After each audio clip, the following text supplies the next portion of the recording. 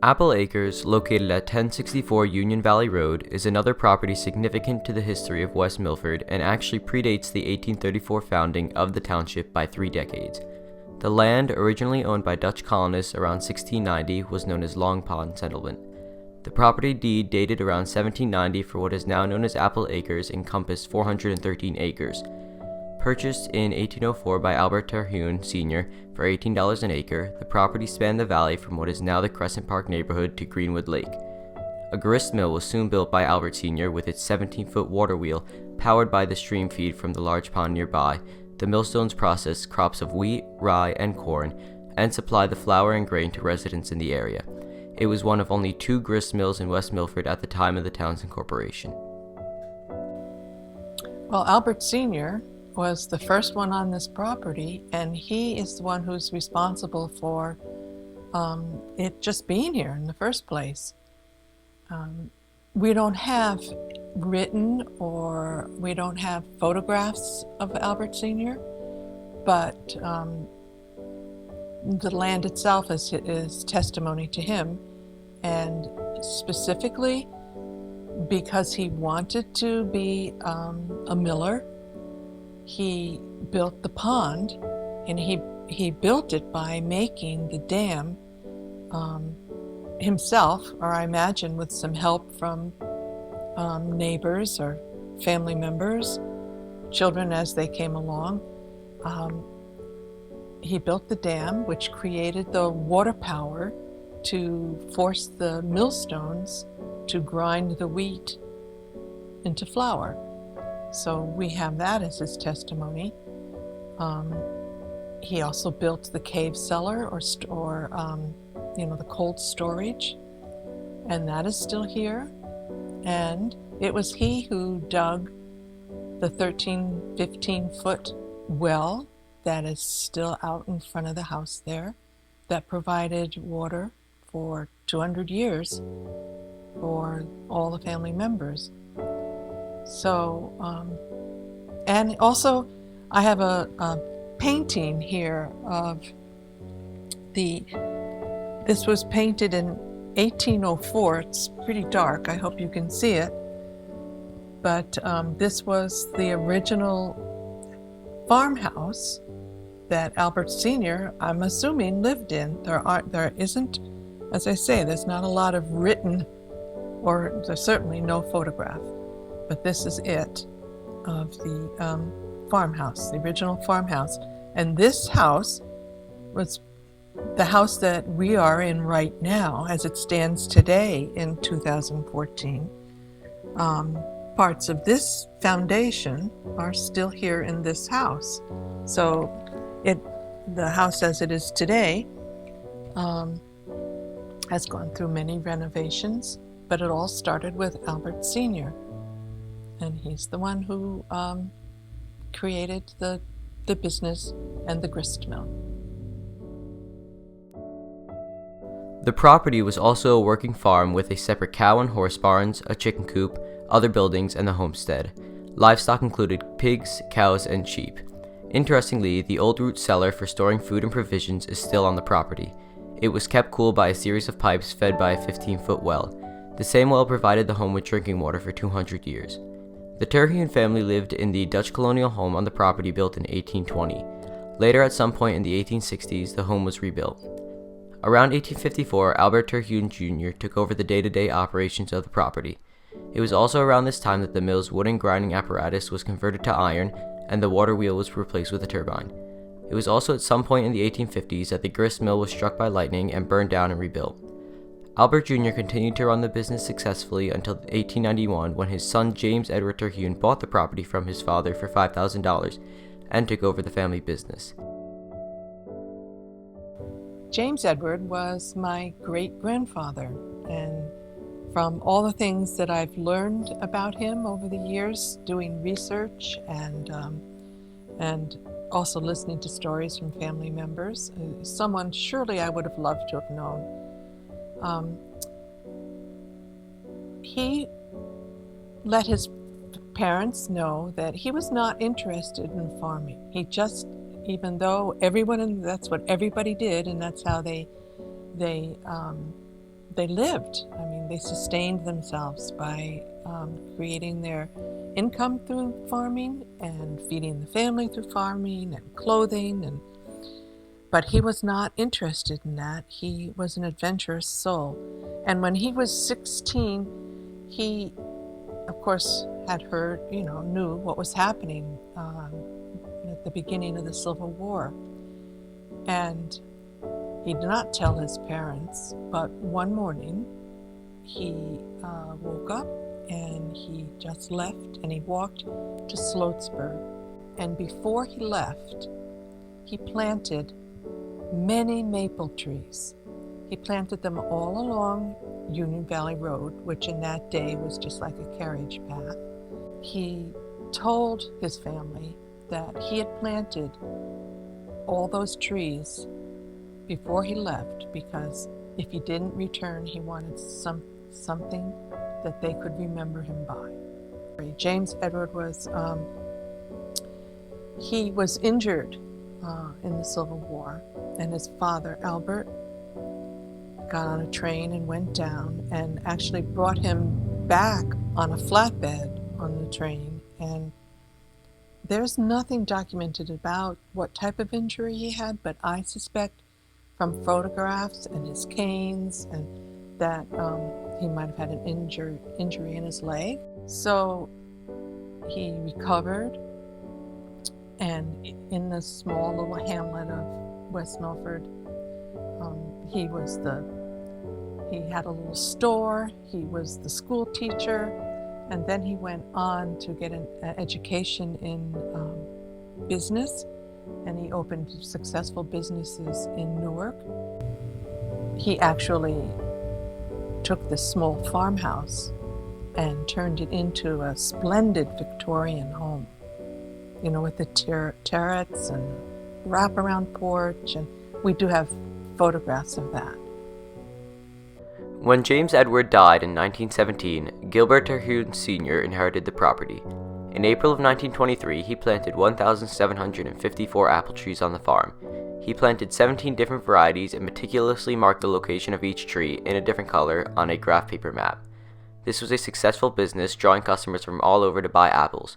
The business continued until the trees were too old to produce fruit. The home was again updated in 1924 in Dutch colonial fashion. The home was modeled after the oldest home in Hackensack, New Jersey. That home, built in 1670, was the first example of Dutch colonial design in the area. Amazingly, the original kitchen of the Terhune homestead from 1820 still exists in the basement. The following is quoted from the architectural description of the West Milford Historical Preservation Commission survey. The house has a very deep porch supported by 6 columns and extends across the entire face of the residence. The main entry is situated in the center front of the home and is surmounted by an elliptical window, side lights, and heavy molding around. There is a small recessed panel below each of the side lights. The main entry is flanked by paired 6x6 double-hung windows. The large single dormers extended both the front and the back of the house, each having 3 6x6 double-hung windows. There are 2 brick chimneys, one situated on the east end of the house and one slightly to the right of the center. On the center west end of the house is a single gabled portico, supported by 2 columns, similar to that which is found in the front of the house. In 1873, there was what they called a panic, and it's what we call a recession now, and it was a worldwide recession. So during the panic which started in 1873, people were in a very bad way. And there was no work, there was no money, there was little food, and families were really struggling. Well, my great-great-grandfather and great-grandfather, which were Albert and James Edward, before the winter set in 1873, they harvested all their wheat and they ground it into the flour and they distributed to all the families here in this area a full, big burlap bag full of flour to help the families get through the winter. And that story just really, I think, shows the spirit of my ancestors and makes me feel very proud to be a Terhune. In the mid-1920s, Gilbert Terhune Jr. started working the orchard with his father when he was still just a boy. At 11, Gilbert Jr. had already built a working wooden water wheel. Gilbert Jr. would continue to work the farm his entire life until he was physically unable to continue. During this time, the apple trees continued to provide the primary source of income for the family until the 1960s, when their ability to produce fruit came to an end. Gilbert Jr. continued after his father's passing, and after the trees stopped producing fruit, approximately 80 acres were sold to help support the family. The apple business was a tough, day-by-day ordeal in a way. Every month there was something else that needed to be done to ensure a crop of apples, which was the only source of income for our family. So it was my grandfather's passion, the orchard, and my father just devoted his life to helping his father with the orchard. So weather played a very important role as to whether or not you'd have a successful crop. And when they felt a severe frost or freeze coming when the apples were in bloom, it was panic.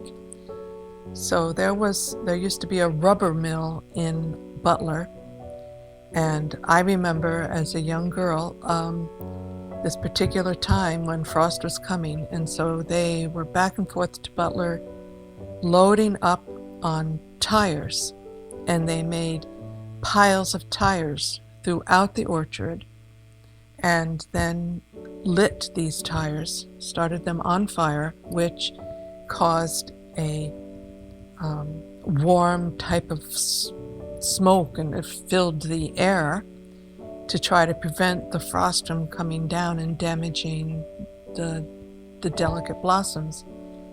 And of course the stench from burning the rubber was horrifying. You could smell it all throughout the valley, and it would just get on you. You could barely get rid of it.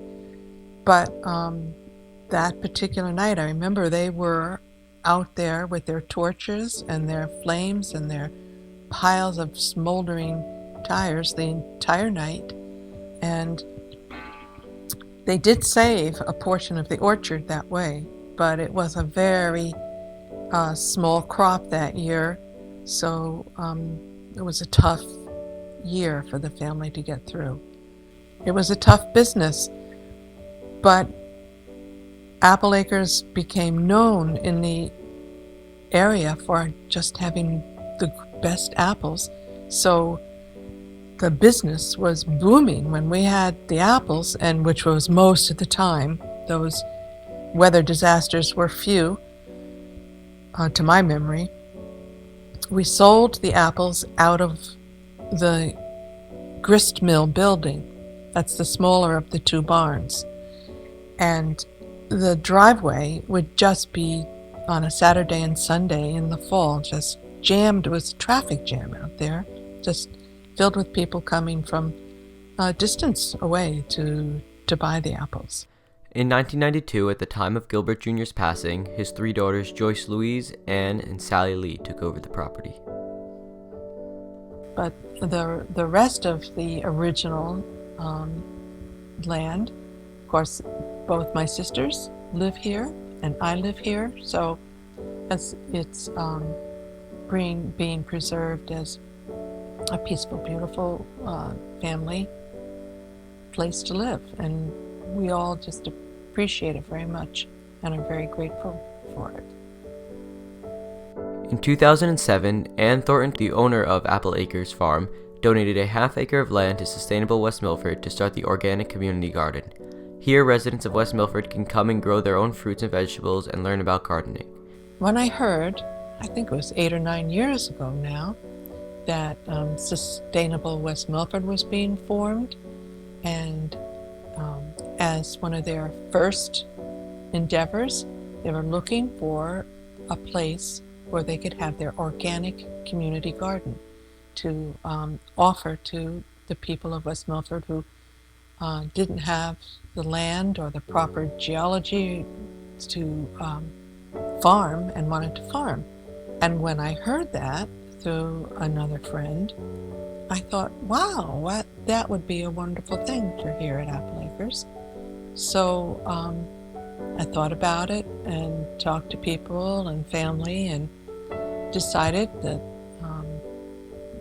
a piece of land behind the old mill building would be a perfect spot. Although the Terhune name may come to an end, the legacy and importance of the family's contribution to our community lives on. My wish is that it would stay in the family. If not, I know that there's a lot of people who would cherish the history and take very good care of the land. And because it's a West Milford historic site, at least we know that it's not going to turn into condominiums or be used for any other purpose. It's going to be preserved for the town, which makes us all rest easy